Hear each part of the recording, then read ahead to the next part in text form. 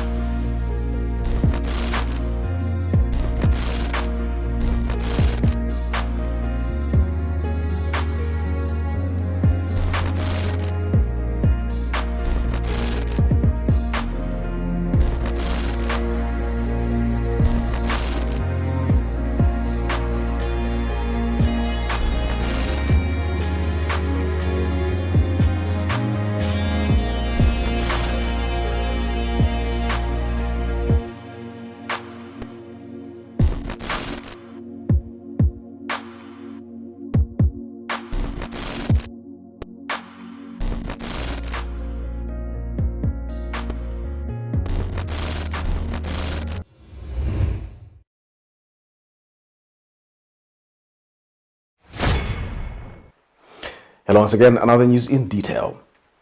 Harry Mwangankumbola Ward 12 Councillor Aaron Mwanza has revealed that the World Toilet Association has released 35,000 United States dollars towards the upgrading of Lusaka's Chivolia market, which will also see the construction of modern toilets at the market.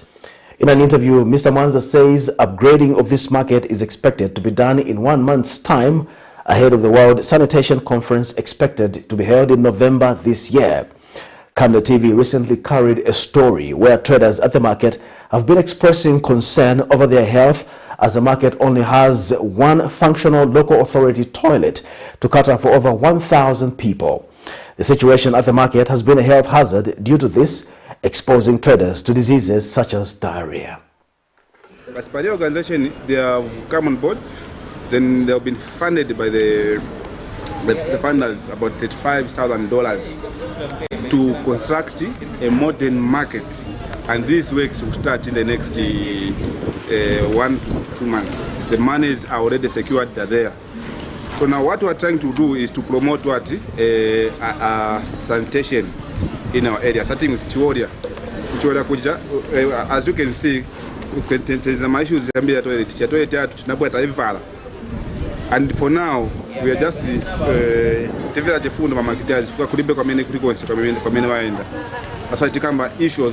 of what diarrhea, then again, this project will also will improve what sanitation, and also as we are expecting to have a conference here in Zambia, World Association toilet a conference that will be there in November. So these are the ones of the project that we should work on, so that as the stakeholders, various dignitaries from outside come, they will see that the funds that they are bringing here, they are put into good use, and to make sure that the funds are put to good use and the good structure is built there. Kabata constituency member of parliament Andrew Tayengwa has clarified that there is no illegal issuance of land in Kabata, as the United Party for National Development is a law-abiding administration. Speaking to Camnet TV News, Mr. Tayengwa says the activities which happened in Kabata sought permit from the council to set up temporary trading spaces. Mr. Tayengwa has further urged the police force to ensure they conclude investigations before they arrest anyone. Meanwhile, Kabata Ward 6 Councillor Walia Chishala has urged the media to be professional in how they run their stories, saying that the media is cardinal in unifying the nation. More in the following report. An alleged illegal land issuance in Kawata constituency has gone into day 2 with Kawata constituency Member of Parliament Andrew Tayengo on the scene to clarify the whole matter. Earlier this week, Camnet TV aired a story in which some UPND members were allegedly suspected to be dishing out council lands to cadres at a sum of 50,000 kwacha per plot.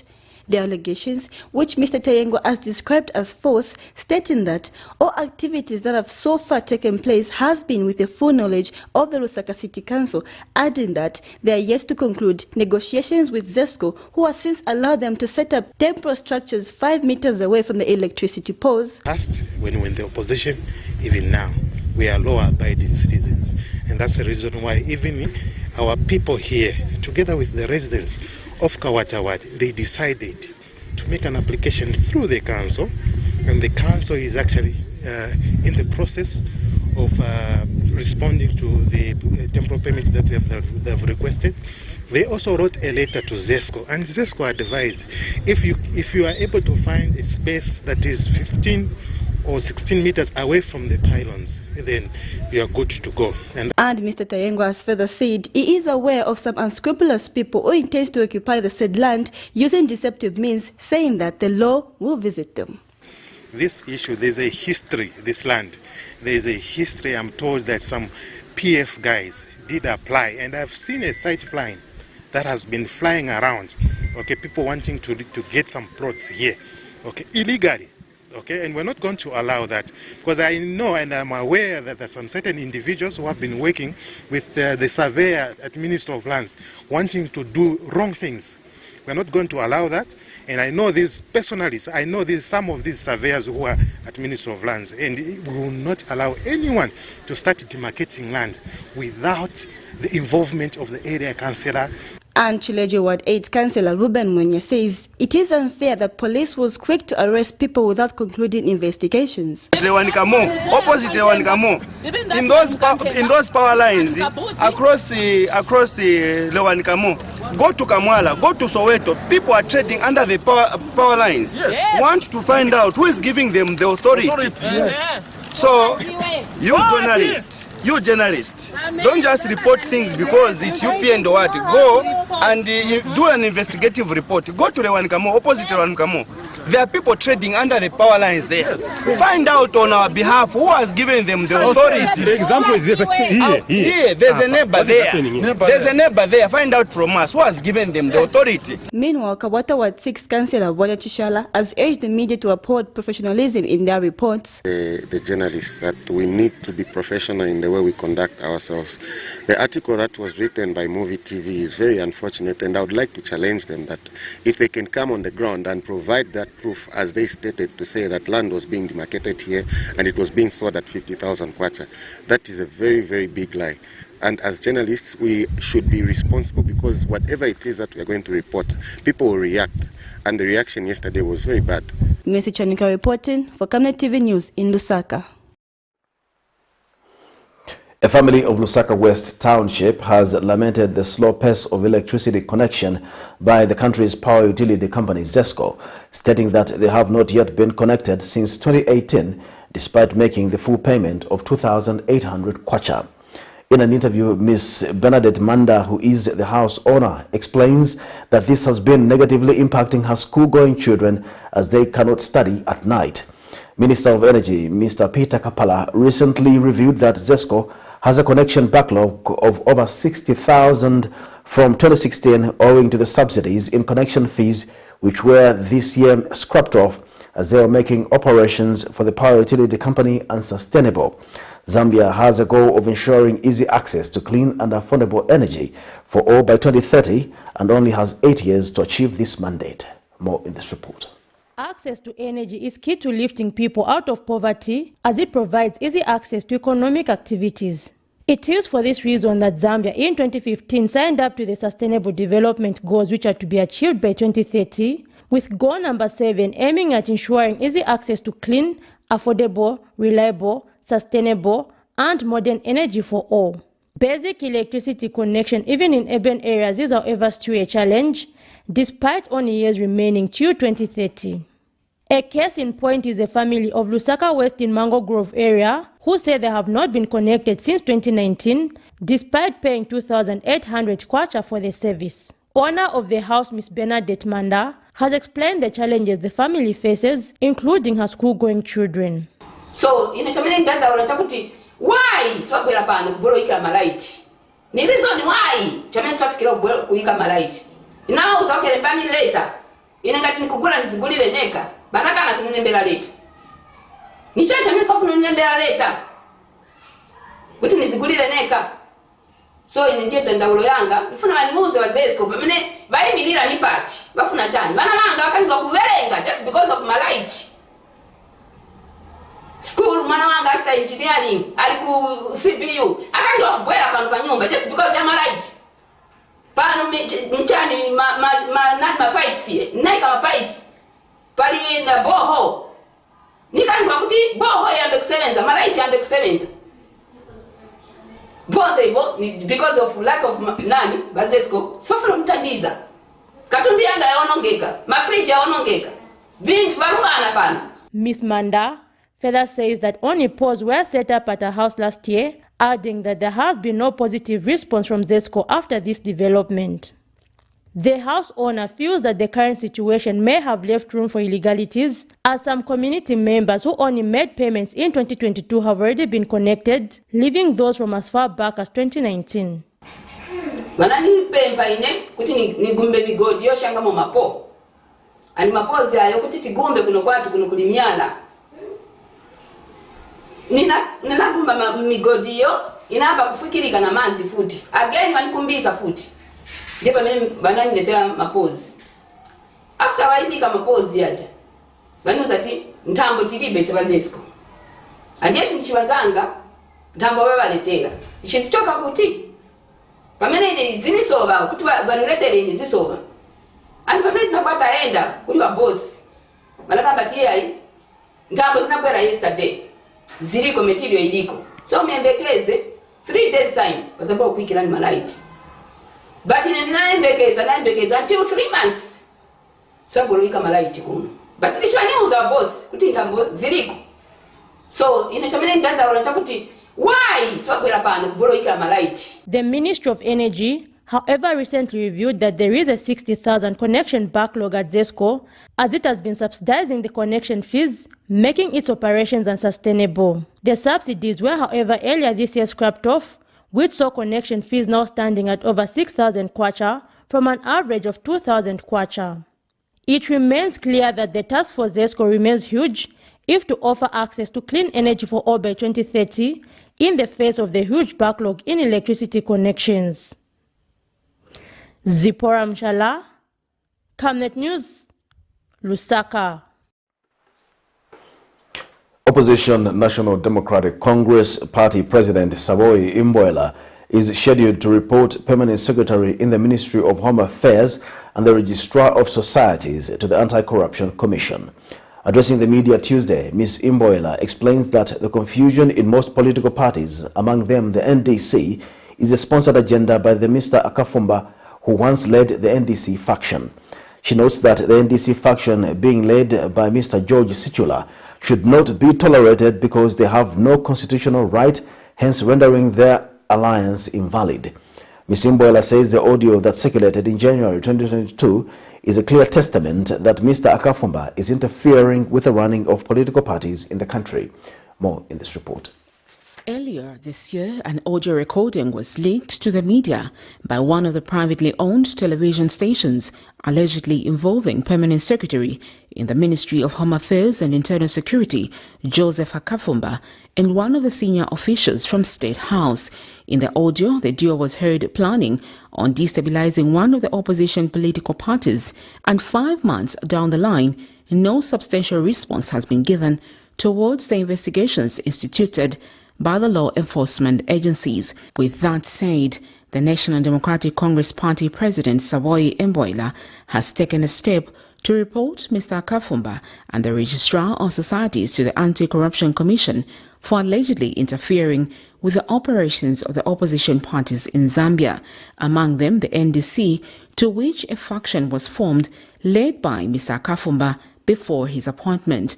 The NDC leader says Mr. Kafumba should not be in that office unless his bad decisions have the blessings of the Republican president. But now, because you've got the UPND in office, what they are doing, they are using the Registrar of Societies to destabilize political parties.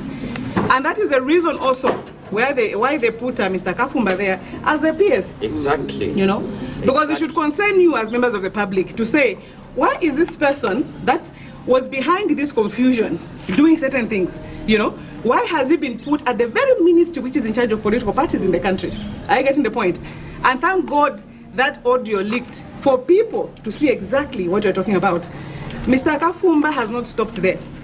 What is going on now with the Chief Registrar of Societies is very, very saddening, to the effect whereby when we've been trying to do our annual retains just some 2-3 months ago, yes, they even stopped us from doing that. As a party that had confusion in the past, things like annual retains, because that's what we have decided as NDC is that tomorrow we are going to the Anti-Corruption Commission. We are going to report, number 1, Mr. Kafumba, number 2, the Registrar of Societies.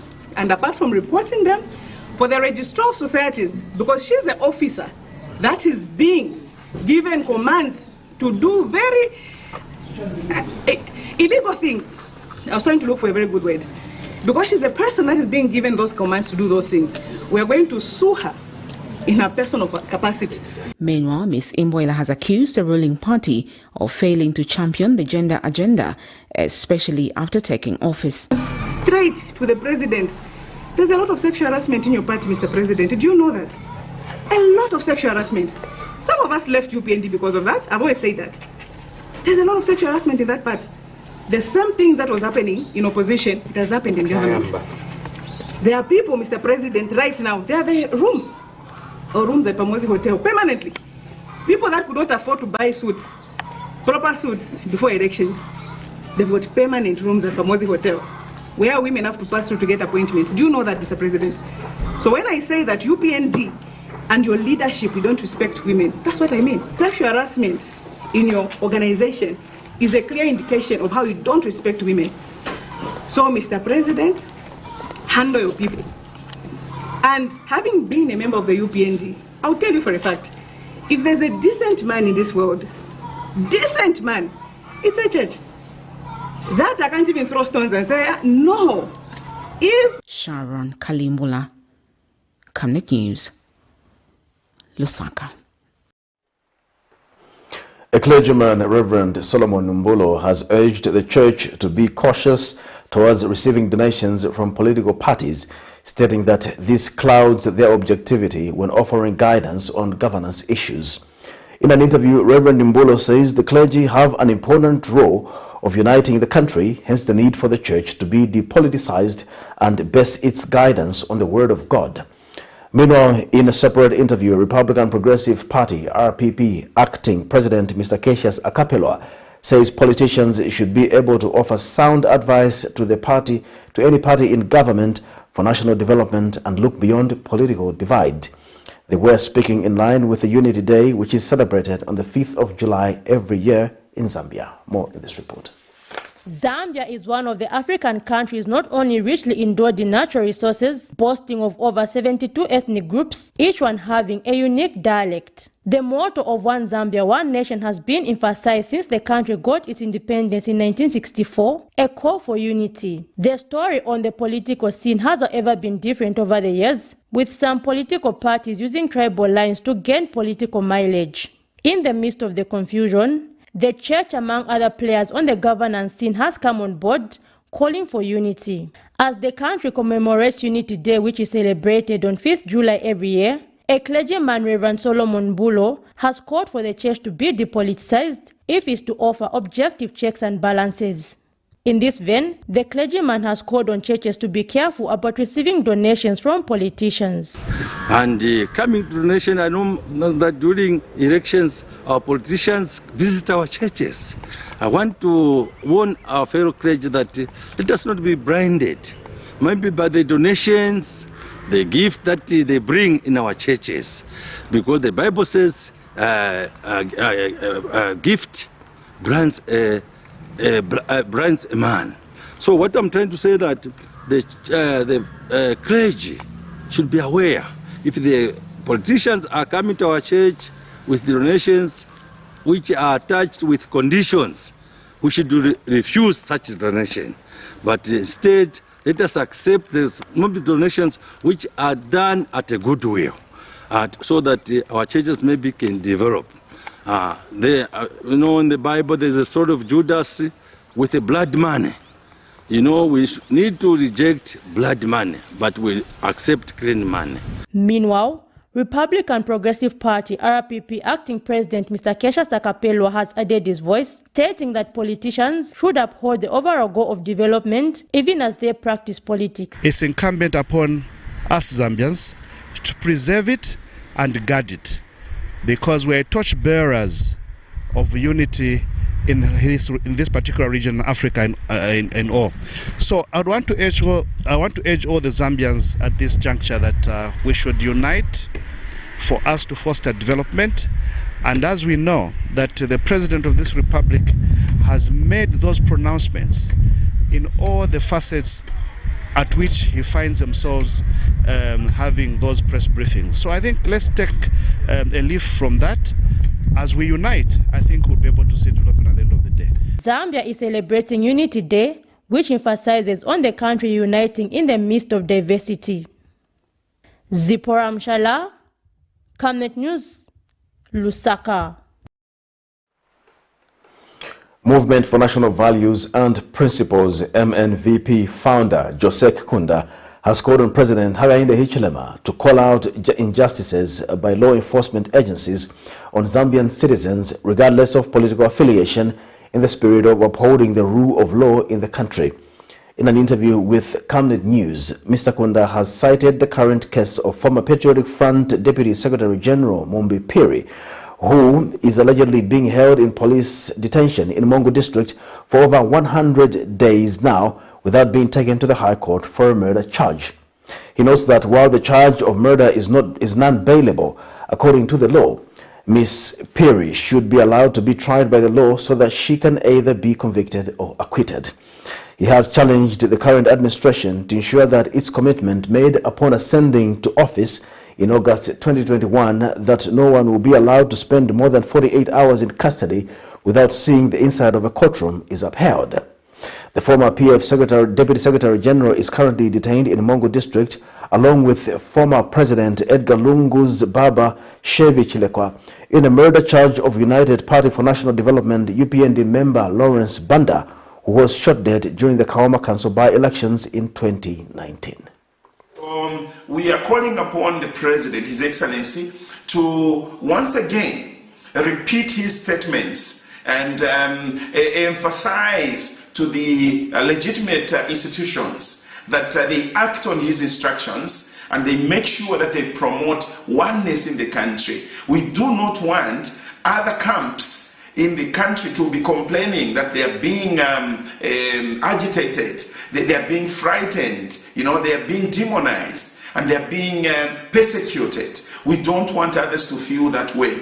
We would like everyone to feel at liberty and to have confidence in our judiciary, also to have confidence in the law enforcement agencies in the country. Those who are not ready to abide by the presidential directives and by what our constitution says, the president must show them a door. We should start seeing a situation where certain people must be disciplined. Some people must be demoted. This is Camnet TV and we'll just another channel. We'll take a break. We'll be back with more news after the break. Your skin is the biggest muscle in your body. That's why we make sure that Oracle is #1 when it comes to taking care of your precious skin. Oracle Pure Petroleum Jelly and Glycerin soothes, moisturizes and keeps your skin perfect. Oracle Pure Petroleum products for that perfect skin.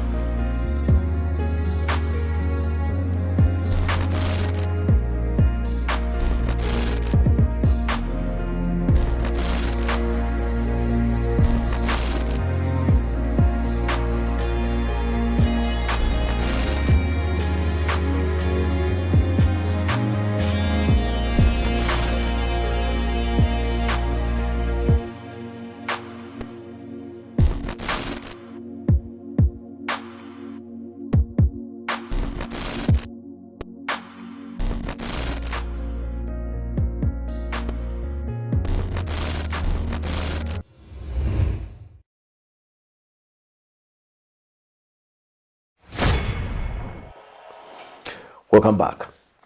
Operation Young Vote OIV Executive Director Ges Nyirenda says the momentum that President Hakainde Hichilema has set in the fight against corruption must be applauded, as it is guaranteed to reduce the vice which has been a cancer to the country significantly.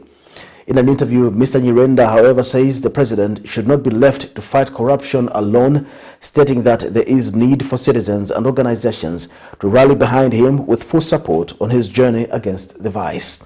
He has also urged investigative wings in the country to be proactive in their fight against corruption, stating that these should work without being reminded of their duty. Various arrests, mainly those of members in the former ruling Patriotic Front, have been carried out since the change of government in August 2021 under the current administration's anti-corruption crusade. This has brought debate on the political scene, with some alleging that the fight against corruption is political. The current administration has, however, maintained that it has given full autonomy to the country's investigative wings to carry out their mandate without a political hand. We really appreciate, as Operation Young Vote, the momentum that the president has brought into the fight against corruption. It is a momentum that really needs to be maintained and also sustained. But it can not only be sustained by the president himself. He just makes policy decisions. He just, speaks to the eagerness that he wants the fight to embrace. But in terms of the actual details of fighting this corruption, it takes all of us. It takes us as individual citizens, but also the institutions that are charged with the responsibility to ensure that corruption is fought. The Drug Enforcement Commission, the Anti-Corruption Commission. These institutions are very key and very paramount. The president has set the tone. Can these institutions ensure that that tone that the president has set is either maintained and sustained or is surpassed? We go beyond it, because I think he's just showing the direction that we need to take. So the FIC has released the report. Can we have these institutions, the Drug Enforcement and the Anti-Corruption Commission, to move in and quickly ensure that things are done and are done properly. Also, the police have a role to play in this. So we cannot only be counting on the president with regards to the fight against corruption and the momentum that it needs to have. The Commuter Rights Organization coordinator Liswaniso Mwanalushi has called on Road Transport and Safety Agency to remember the commuters as they effect the new bus fares this week. Monday, RATSA announced that a decision has been made to adjust bus fares in line with the fuel hike as announced by the Energy Regulations Board, ERB. Mr. Mwanalushi has therefore called on government and relevant stakeholders in the transport sector to put up fares that will be responsive to the pockets of the people. Meanwhile, Lusaka resident Omiya Hankonga, like many other consumers, is calling on the transport sector players to adjust fares according to the status quo of either a reduction or an increase in fuel pump prices. More in this report. With the increment of the fuel pump prices for the month of July, it is inevitable for the transport sector to continue operating with the odd bus fare prices, as they will incur a loss on their end. As anticipated, RATSA in their statement issued 4th July 2022 stated that the agency and bus operators have concluded a consultative meeting to consider the proposed adjustments in the bus fares following the increase in the fuel pump prices, with petrol at 1 kwacha 18 ngwe per litre and 2 kwacha 37 ngwe per litre for diesel. Further, the agency will announce the proposed bus fare prices for the sector before this week ends. But speaking to Camnet News, Omiya Hankonga, a Charleston resident, says RATSA should ensure that changes are applicable to when the fuel prices increase and reduce, as people are already facing challenges to pay for the current fares. My voice to the increment of buses that is roaming that after the increment of fuel. I think it's unfair on the ordinary citizens, as the bus and transport sector, when fuel goes down, they hardly reduce. So I think the government must come up with a mechanism where if fuel reduces or increases, the prices must also come down, because it's very unfair to slap huge transport costs on the ordinary citizens that are not able to meet up the cost. And Commuter Rights Magazine coordinator Liswaniso Mwanalusha is calling on government to put up measures that will cushion both bus operators and the commuters. Mr. Mwanalusha has also stressed the fact that the cost of living is already high and there is no need to make it any worse. We are saying Boma Yanganep, it helps us commuters, because where we are getting our bus fare from, the resource envelope has remained the same. Increments and the government not wanting to put in subsidies, we don't know what us commuters should do, because the government should help us. If they increase the bus fare, even us where we get our transport money needs to be increased. Civil servants' salaries, they need to increase. But if nothing is happening there, the government should be concerned and put in interventional measures, subsidies, relax the taxes, like for instance these inter-town buses, intercity buses. If the government has it don't want to reduce on taxes, let them put in waivers, like Pamato gates, mabasi yakazipita mahali. Cherish Sibote for Camnet News, Lusaka. Lusangazi District Commissioner Mike Tembo says the adverse impact of climate change on crops, livestock and fisheries is leading to a reduction in agricultural productivity and contributing to food insecurity in the country. Mr. Tembo says the effects of climate change are evident and can be seen by everyone as it affects the health of forests and woodlands. Mr. Tembo was speaking in Petauke District during a discussion held concerning modalities on climate change adaptation on forest and agricultural mosaic landscape. The District Commissioner further urged the project to make efforts to increase community participation in order to enhance conservation and restore forests, which will ultimately result in increased benefits.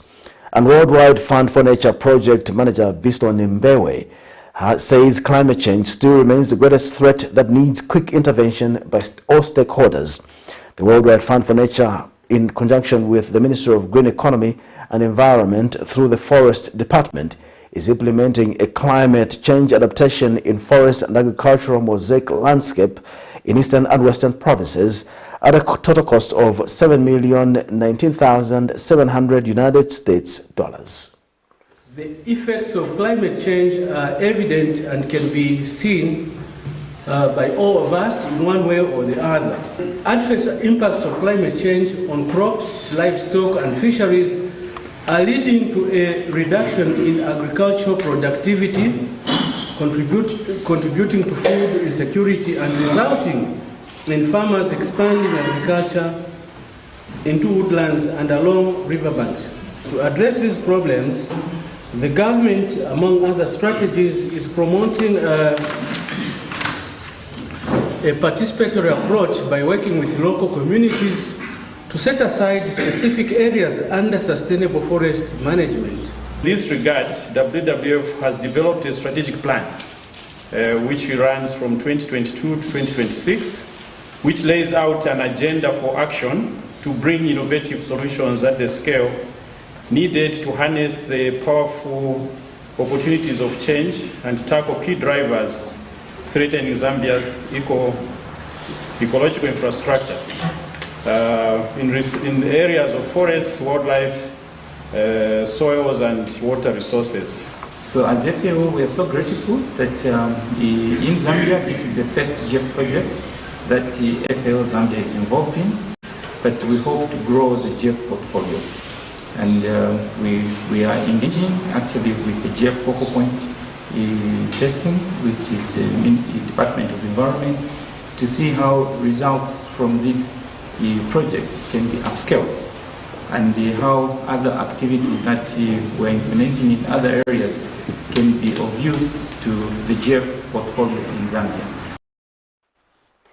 We'll take a break. We'll be back with international and sports news. Team, the trajectory of the business looks very positive, and it looks like we'll be able to launch the ministry. There's so much data. Mom. Yes, baby. It says here, global warming and climate change is caused by the pollution from careless activities of human beings. Wow! Son, do you know I can turn my phone into a TV remote? How's that possible? It's so easy. Check this out. Be smart, be fast with mega data from Zamtel. Get your 15 GB mobile data for only 100 kwacha, 30 GB mobile data for only 200 kwacha, and your 70 GB LTE data bundle with free Netflix, YouTube, Facebook, and WhatsApp. Visit our Facebook page, website, or service centers countrywide for more information. Zamtel, your digital lifestyle partner.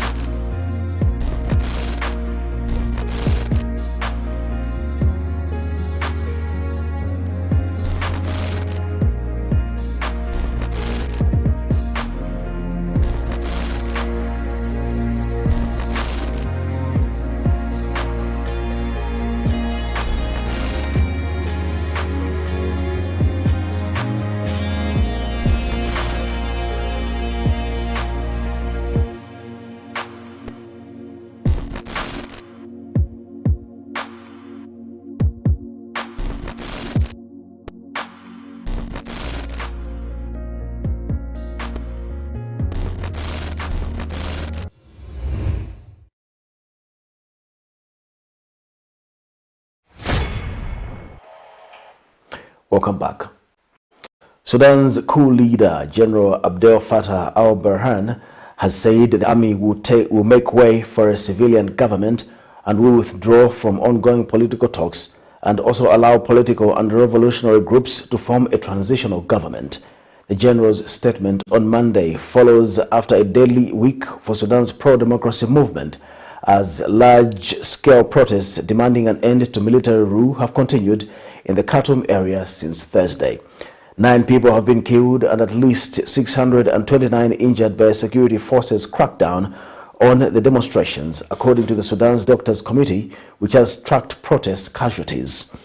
In other news, Chile's new draft constitution has been submitted to President Gabriel Boric after a year-long process that saw Constituent Assembly members debate and write up a new document to replace the country's Pinochet-era Magna Carta. Here's a roundup of international news for more. When the UN mission in Sudan announced it will be facilitating talks between the military and political parties, the head of the army agreed to be part of it. But on Monday, General Abdel Fattah al-Burhan announced the army was withdrawing from the talks.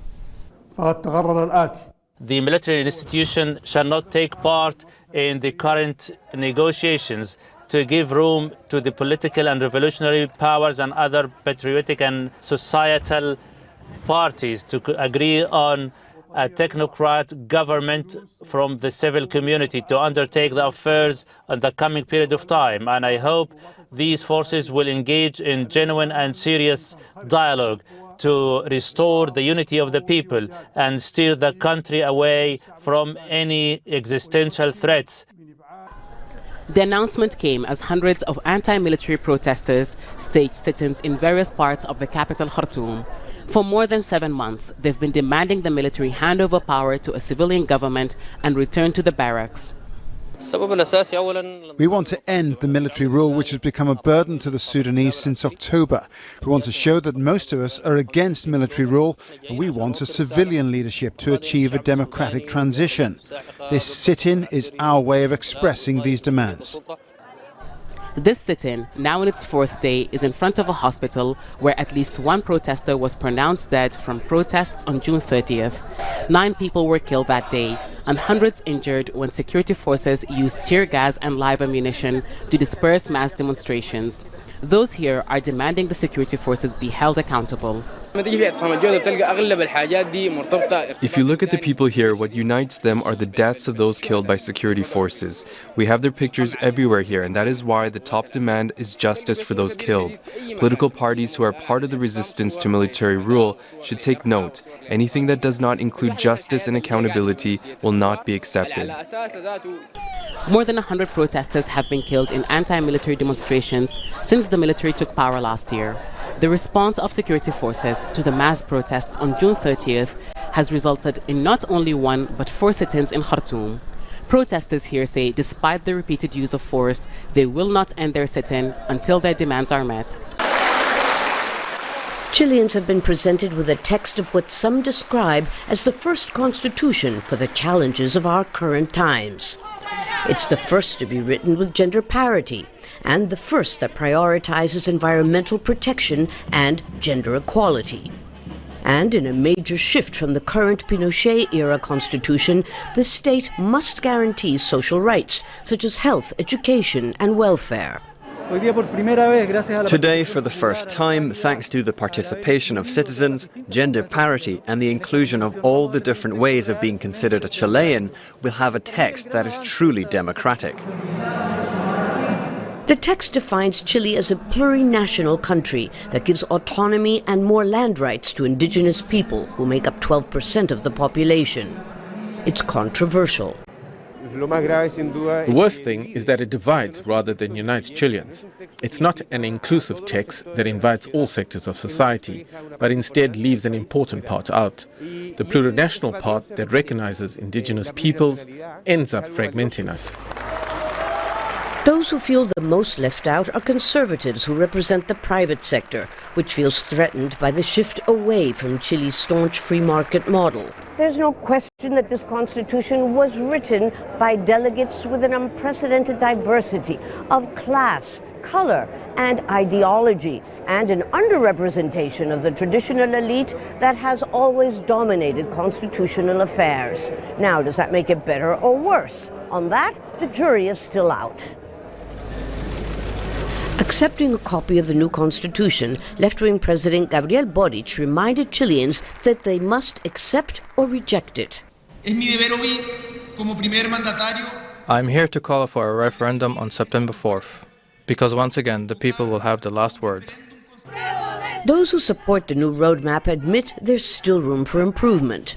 In Chile or anywhere else, a new constitution must be flexible and able to adapt to the enormous changes and uncertainties we live in with today's world.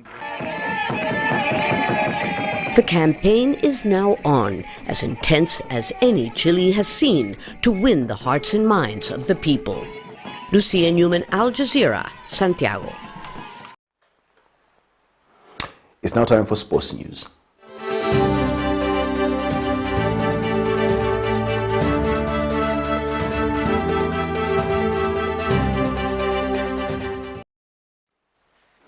In sports news tonight, the Zambia women's national team were put through their paces at the Benjolun complex in Casablanca ahead of the Total Energies 2022 Women's Africa Cup of Nations encounter against Tunisia on Wednesday. Kickoff at Mohammed V Stadium is at 19 hours Central African time. Copper Queens coach Bruce Mwape has praised the Copper Queens team's spirit despite a goalless draw with Cameroon. Mwape has described Sunday's game as a good start for the Copper Queens, reminding them that tough times are yet to come. The Copper Queens fought to a goalless draw with the indomitable Lionesses of Cameroon. To end Camnet television news, we'll take a look at stories making headlines once again. NDC to sue Registrar of Societies. Delayed electricity connections irk Lusaka residents. Zambians urged to unite beyond politics. And in international news, Sudan's General AL-BURHAN says army stepping back from government. And in sports news, the Copper Queens intensify their training ahead of Wednesday's encounter against Tunisia. We now look at the Camnet verse of the day, which is coming from Romans 15 verse 4. For whatsoever things were written aforetime were written for our learning, that we through patience and comfort of the scriptures might have hope. Thank you once again for watching the news. My name is Jeffrey Ziambo. Bye-bye.